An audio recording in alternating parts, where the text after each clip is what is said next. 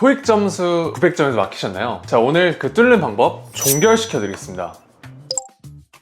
안녕하세요. 메디언 강사 정대혁입니다. 여러분, 저 요즘 진짜 궁금한 게 하나 있어요. 노랭이 단어장 다 외우셨죠? 기출 문제집도 몇 경 푸셨죠? RC Part 5도 어느 정도 감 잡으셨고 LC도 예전보다 들리는 게 늘었는데 왜 맨날 800점대에서 멈춰요? 저 오늘 위로 안 드립니다. 열심히 하셨잖아요. 조금만 더 하면 돼요. 그런 말 듣고 싶으시면 다른 영상 보시면 됩니다. 자, 저는 지금 당장 고쳐야 될 진짜 문제를 짚어드리고 내일부터 바로 쓸 수 있는 방법을 드릴 겁니다. 자, 지금 900점이 안 나오는 건 여러분 영어 실력 탓이 절대 아닙니다. 자, 시험을 대하는 방식이 틀렸어요. 토익은 영어 학문이 아니에요. 200개의 문제를 정해진 시간 안에 처리하고 이거를 푸는 규칙이 있는 게임이에요. 게임에는 룰이 있고 룰을 모르면 실력이 있어도 집니다. 자, 오늘 세 가지를 제가 종결해 드리겠습니다.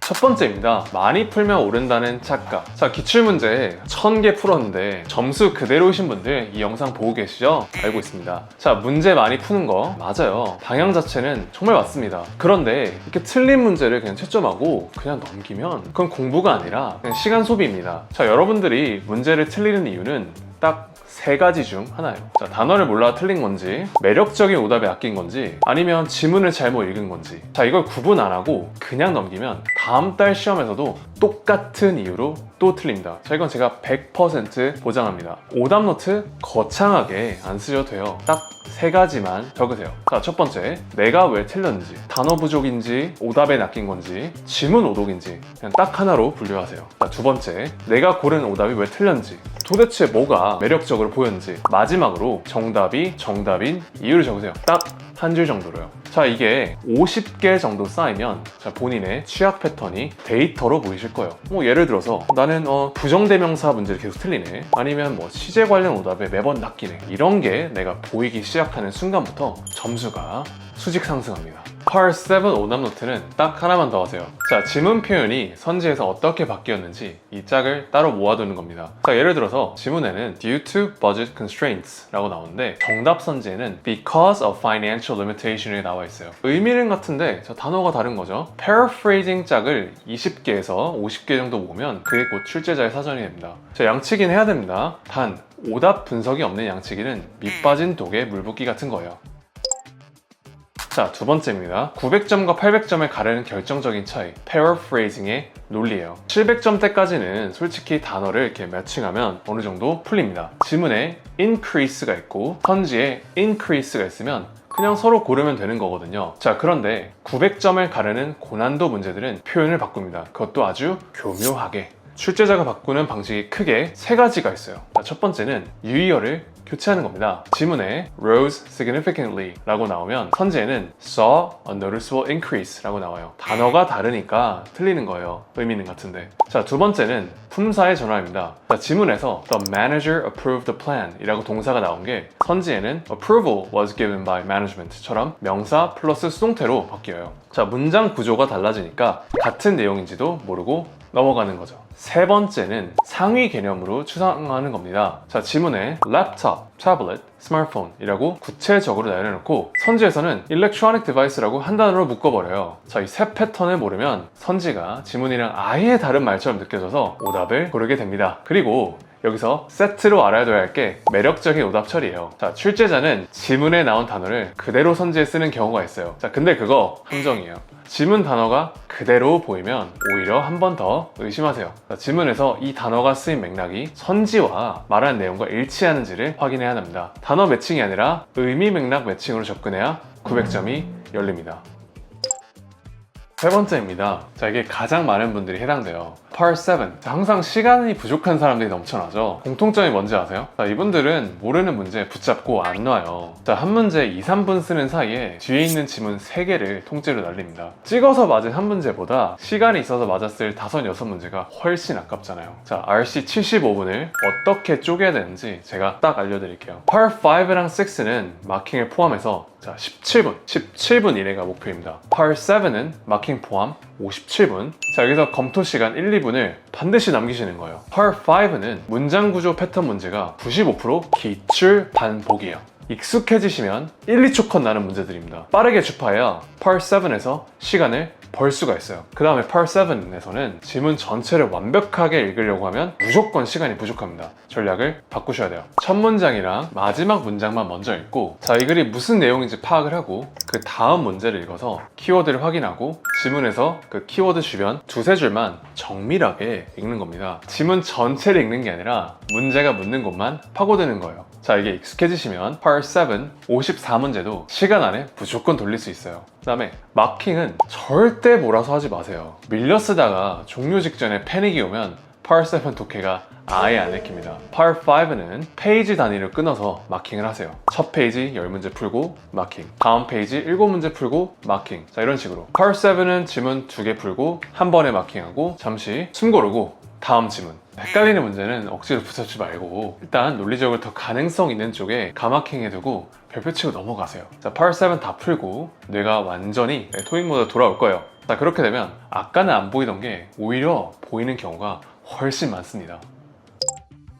자, 또 이런 것들 궁금하시는데, 자, 이제 LC 이야기 한번 해볼게요. 자, LC 점수 안 나오시는 분들, 자, 귀가 막혀서라고 생각하시죠? 아닙니다. 이해 속도의 문제라고 보시면 될 것 같아요. 자, LC를 원활하게 풀려면 분당 약 170단어를 이해할 수 있는 속도가 필요합니다. 자, 그런데 새 문제집을 계속 바꿔서 풀면 이해 속도는 항상 제자리예요. 왜냐하면 새로운 텍스트는 뇌가 매번 처음부터 처리해야 하거든요. 자, 역설적으로 범위를 완전히 줄이셔야 돼요. 방법은 자, 이겁니다. 자, ETS 기출 LC 딱 한 권, 그 중에서 테스트 1, 테스트 2 스크립트만 뽑아요. 자, 이 2회분을 20번, 50번, 100번 뭐 버스 타고 듣고 뭐 지하철 가면서 듣고 반복하면서 듣는 거예요. 뇌가 빠른 이해 속도에 완전히 체화되면 그때부터는 성적이 급상승합니다. 새 문제를 많이 푸는 것보다 같은 걸 수십 번 반복하는 게 이해 속도 자체를 끌어올리는 유일한 방법이에요. 자, 그래서 궁금해하세요. 어떻게 하면 되냐? 구체적인 방법은 3단계가 있습니다. 자, 첫 번째 단계는 익숙 단계라고 할게요.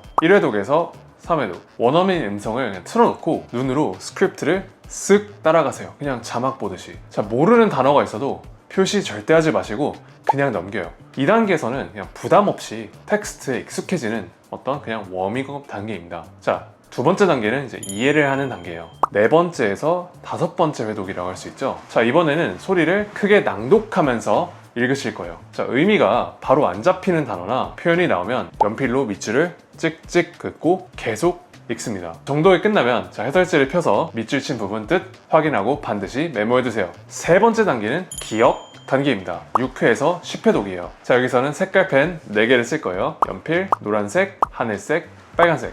앞 단계에서 연필로 체크해둔 문장을 낭독하면서 아직도 안 외워진 단어는 노란색으로 표시를 해요. 자, 다음 회독에는 노란색 표시되는 문장만 보면서 또 안 외워진 건 하늘색으로. 자, 이걸 반복하면 모르는 단어 수가 회독할수록 극적으로 줄어듭니다. 빨간색까지 갈 때쯤이면 거의 다 머릿속에 들어와 있어요. 자, 낭독할 때 주의해야 될 점 3가지는 제가 오늘 확실히 정리해드리겠습니다. 자, 초반 5회독까지는 듣기보다 낭독에 집중하세요. 귀가 안 뚫린 상태인데 음성을 무작정 들으면 지치기만 하거든요. 텍스트를 정확하게 읽어내는 것부터 시작하는 거예요. 그리고 낭독할 때 동사랑 전치사 세트를 유심히 보세요. 자, listen to, wait for, agree with 이런 자동사, 전치사 묶음들. 자, 이걸 눈에 익혀두면 어휘 문제도 자연스럽게 해결이 돼요. 자, 발음은요, 원어민 억양 흉내 내려고 애쓰지 않아도 됩니다. 강세만 제대로 줘도 LC 이해도가 70% 이상 달라집니다. 마지막으로 학생들이 이거는 좀 알았으면 좋겠어서 제가 Part 5 문법 얘기 잠깐만 하겠습니다. 두꺼운 문법책, 뭐 성문 이런 것도 있죠. 처음부터 끝까지 볼 필요가 없어요. 매 시험마다 반드시 나오는 포인트가 정해져 있거든요. 자, 첫 번째는 품사 자리 찾기입니다. 자, 매 시험마다 5, 6문제 나와요. 자, 부사 자리는요, 자, 비동사나 have, 조동사 뒤에 빈칸 있고 그 뒤에 pp나 동사 원형이 오면 그 빈칸은 부사 자리입니다. 자, 또는 주어, 동사, 목적어가 완벽하게 다 있는 문장 맨 앞에도 맨 뒤에도 부사 자리예요. 자, 형용사 자리는요, 관사나 소유격 뒤에 빈칸이 있고 그 뒤에 명사가 오면 형용사 자리, 또는 be, become, remain 같은 이형식 동사 뒤에 보호 자리도 형용사입니다. 자, 명사 자리는 관사 소유격 또는 all, most, some 같은 한정사 뒤에 빈칸이 오면 명사 자리예요. 명사 자리인 거 확인한 다음에는 가산, 불가산 구별, 사람, 사물 명사 구별 문제가 세트로 나오니까 이 부분도 같이 익혀두세요.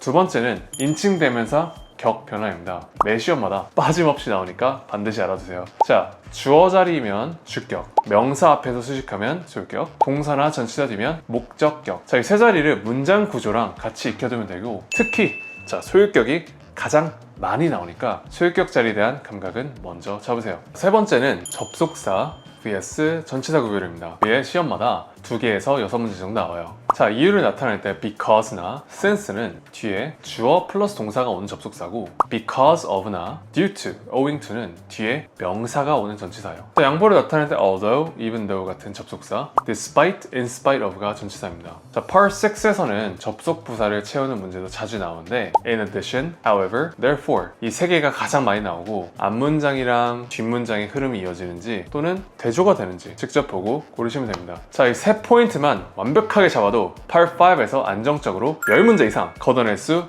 있습니다. 마지막으로는 저 정말 안타까워서 그런데 점수를 그냥 버리는 흔한 실수를 좀 많이 하시는 학생분들이 좀 있으세요. 그래서 실력은 있는데 당일 컨디션 때문에 무너지는 경우가 생각보다 많습니다. 자, 그래서 일단 첫 번째로는 시험 이틀 전부터는 무조건 밤 12시 전에는 주무세요. 바쁘신 건 알지만 시험 당일날 뇌가 제대로 돌아가려면 수면 퀄리티가 받쳐줘야 합니다. 자, 그리고 좀 카페인에 대해서 좀 말씀드리자면 아메리카노처럼 물이 많은 거는 웬만하면 드시지 마세요. 그냥 에스프레소 2샷에서 3샷 정도를 추천해드립니다. 시험은 실력만큼 컨디션도 정말 중요해요. 준비한 만큼 당일에 이걸 꺼낼 수 있어야 진짜 점수입니다.